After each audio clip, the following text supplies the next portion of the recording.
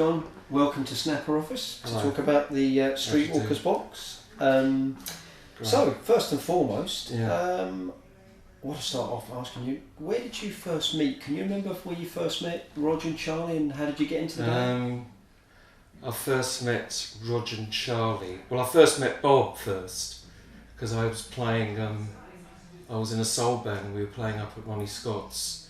You know Ronnie Scott's in the old days? Yeah. And they used to have a soul session up there, and I was in a soul band called, what was it? Let me have a look. Q-Set they were called. Fantastic. The Q-Set. Mm-hmm. And I knew Bobby, but I didn't know him before that. I wonder if I just knew him because he was up there. Mm-hmm. That's why it would have been nice to have asked him, because there's a few things I can't remember the first time I met Bobby, but he just sees I was playing, and it was a good band. It was, we were doing lots of funky stuff then, Which is an edge to the Streetwalker stuff. That's totally different. Yeah, totally different. I was in my element. I was learning. It was where I was learning stuff. Uh-huh. It was a good band to be in anyway. So you met. So then, did he take you to? I had a talk with him, and he just said, "Listen, we have Streetwalkers auditioning for bass players. Do you want to come down and audition?" I said, "Yeah, I'm in there. I'll do that. Sure." Fantastic. And that was that. So I knew him. Obviously, I knew him, but I don't know if I knew him before then. Were you aware of Roger and Charlie's work before? Yeah, I like your family and. I think I bought Weaver's Answer actually. So I did actually in my own time. I love that. Great single. I love that. I like them.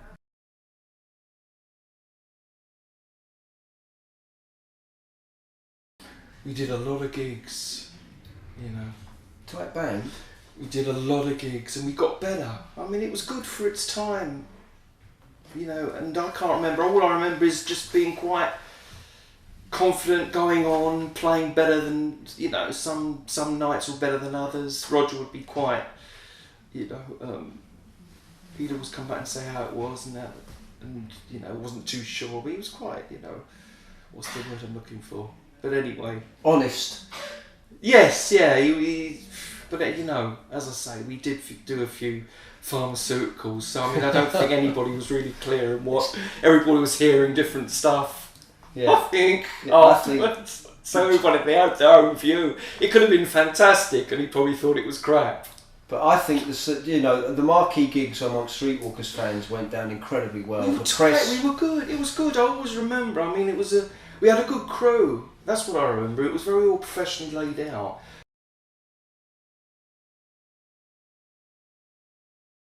Bob and you and Nico took it to a funkier level. That's my impression. I think we did. I mean, we just made it a little bit heavier. I don't know whether it was funkier. Your influences?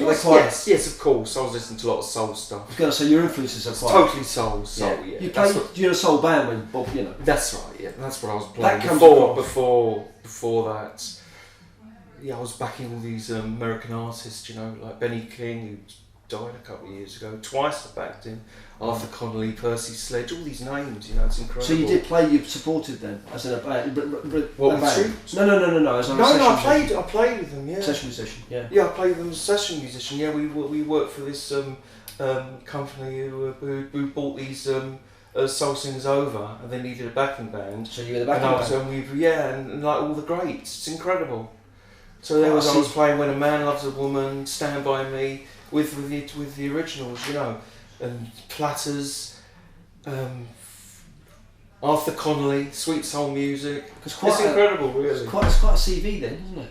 It is. Played with those. Well, yeah, and a lot of them on around now. They're not. But you can't. They can't take that away from you, though, can they?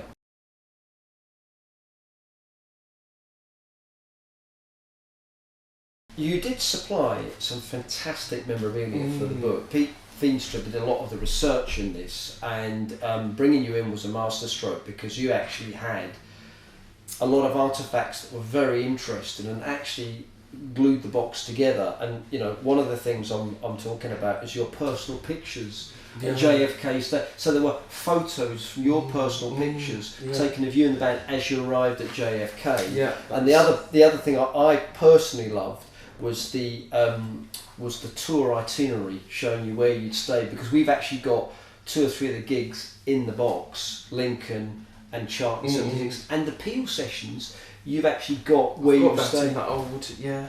I kept things, you know, that's what I'm like. And I just sort of kept clippings, you know, stuff. Yeah. But they were real. From the time. That's great. And that's an old gig itineraries, which are a bit of a mess, but you can see it's got the whole crew, it's got the... But it adds to the authenticity because it's got the sellotape on it. It's real. It's real. Sellotape on it. But I think that's great. That's what the fans really... And I personally... Old sellotape, mate.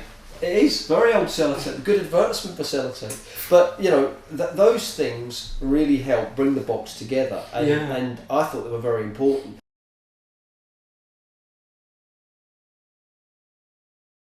The '76 tour, you actually supported Joe Cocker once again. Can you remember anything about that? We didn't do a tour, did we? One gig, I think, with him. Yeah, we did one gig. Canada, Maple Leaf Gardens. That's it. But you know who else was on? Wings was on. So you were on the same bill? I hope I'm right there. Yeah, Wings was on the same bill. Yeah, and Joe Cocker. Yeah, I remember we watched him because he had all the session men with him. Cornel Dupree, Steve Gadd. Fantastic. It didn't get any better than that. And I'm sure there was somebody else on the bill there, but that was there was we experienced we supported a lot of people. I mean, Dr. John came to mind, and 10cc, who I see is still playing. They are at varying degrees. The thing about the Cocker was, again, we've got 2 or 3 tracks in the box taken from that gig, which was recorded.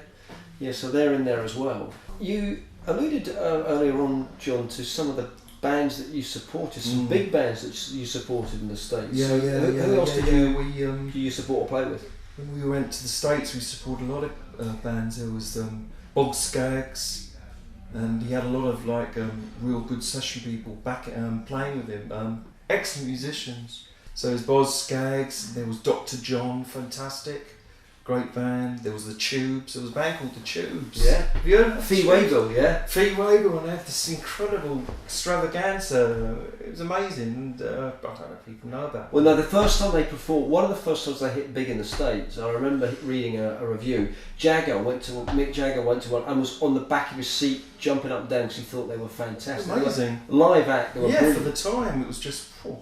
And Humble Pie, did you say? That was a European tour. Wow. So they were on. Yeah, we were supporting Humble Pie, and we did a Black Sabbath tour. That was Sweden. Was it Sweden or was it Finland?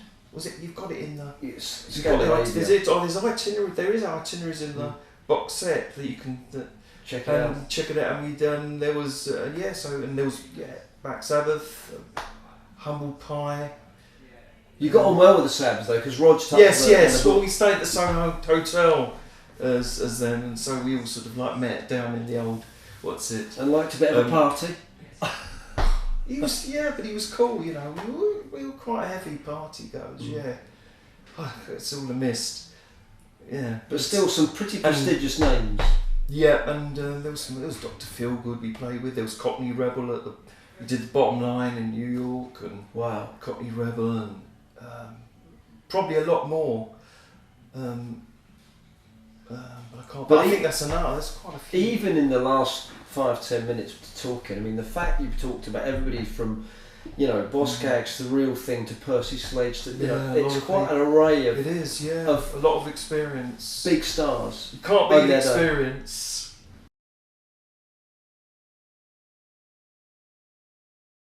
I'd say the other thing I was going to one of the characters that comes across within the short Streetwalkers history is Mr. Alfandri, the manager.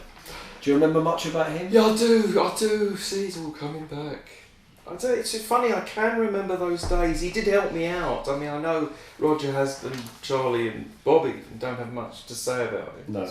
He was good to me. I mean, I was homeless at the time. Quickly, I'll talk about it. I was homeless when I was with Streetwalkers. I was living in Earl's Court in a dive hotel. Oh, goodness, with the bass underneath the bed. And I was touring. People couldn't believe it. I was in this shithole. And all of a sudden, I've got to do a States tour with my bass, the bass.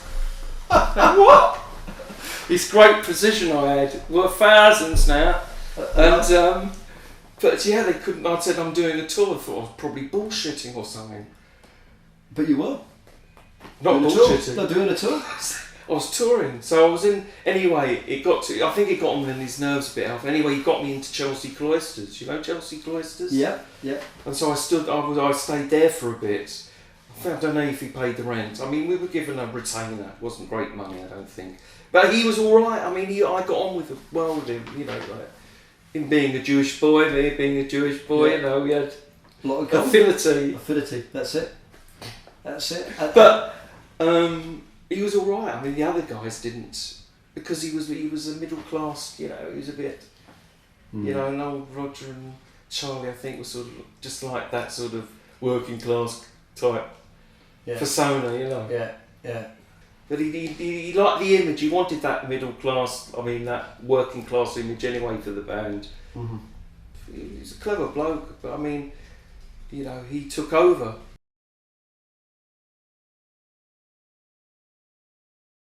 Then we had the situation where you and Nico left the band. All seems a bit cloudy. It's a shame. You're a great rhythm section, but obviously life goes on. It wasn't because we all got on. I have to say, there was never any friction. I mean, also it's a shame no one's here to sort of, you know, back me up. We're hoping to get Bob in at some stage soon. So. Yeah, but we all got on very well. You know, all of us really. I mean, Bob, I got more, you know, because we like the same kind of music. You know, Nico was sort of slightly on his own, but I mean, look at him now. I know. So what have you been up to? What have you been up to? So when you left the band, what did you get up to? So much stuff. I stopped for a while, got married, had kids. I played with The Real Thing, who were big at the time. They had some hits with You To Me, Everything. Yeah. Remember that? Yeah. You To Me, That's it. And was with them for quite a while. I mean, it wasn't great. You know, I had sessions and stuff like that, and just kept music. I didn't do great things. I didn't go on tour. I had lots of offers. I have to say, after Streetwalkers, but for some reason I didn't take them up. I think Uriah Heep wanted to audition me, and I think I don't know. He was a keyboard player at the time. I remember talking to him in some telephone booth. You've got to remember, at this time, there wasn't any texts, there wasn't any phone, I know. There was no internet. I mean, this is an interesting bit. I'm going right back. You know, it's sort of like there was just a telephone booth. It's the only way you could get in touch with people. It's an incredible time when I think about it. But people, when they hear this, and you know, think, shit, you know, it was a different world. And now you teach, is that right? You teach guitar? I was teaching. I've been teaching. And I had to get my music back together, sort of learn, because I can play a bit of guitar. So I started to learn guitar properly, and I've been teaching for years, teaching guitar and bass. Getting my theory together, which you have to do that when you're playing. So I've been teaching. I did a Billy Ocean tour. You know, remember him? I do. He's still around, still touring? Caribbean Queen and all that. Yes, he was on the... It's interesting that the majority of bands that you've talked about there are soul influenced. So, you know... I went back to it, didn't I? You did. So you started... And then I had to go back to it. I had to learn again. I had to get my chops back together, because I stopped playing for a while. And now I think I'm better than ever now. Competent, experienced. Any gigs going? Anyone?